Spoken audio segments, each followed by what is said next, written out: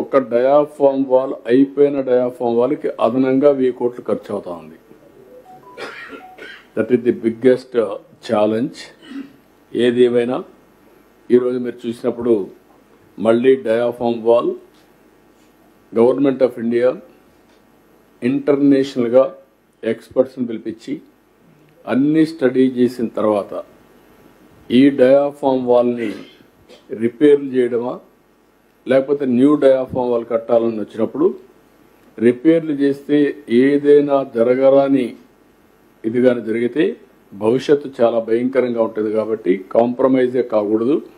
కాబట్టి కొత్త diaphragm wall కడదామని ఆ డయాఫామ్ వాల్ కండెమ్ చేసి కొత్త డయాఫామ్ వాల్ కట్టే పరిస్థితికి వచ్చారు. అది కూడా ఈరోజు మనం చూస్తే ఆల్మోస్ట్ ఆల్ 1350 మీటర్లు క్యుములేటివ్గా ఇప్పటివరకు అయింది 71 మీటర్లు, ఇంకొక 279 మీటర్లు ఉంది. మొత్తం ఏరియా కూడా మీరు చూసినప్పుడు 18 జనవరి 25కి 65,352 స్క్వేర్ మీటర్స్ వేయాలి.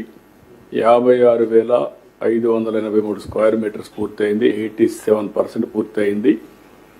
ఇంకొక 8,769 స్క్వేర్ మీటర్స్ కావాలి. 359 ప్యానల్స్ని పూర్తి చేయాల్సి వస్తే 277 చేశారు, ఇంకొక 82 చేయాలి. ఇవన్నీ ఫిబ్రవరి 15కి పూర్తవుతుంది. ఇది ఒక విధంగా శుభ పరిణామం. డయాఫామ్ వాల్ అనుకున్న దానికంటే ముందుగానే కంప్లీట్ చేసే పరిస్థితికి వస్తున్నాం. బట్రస్ డ్యామ్ కంప్లీట్ అయ్యింది.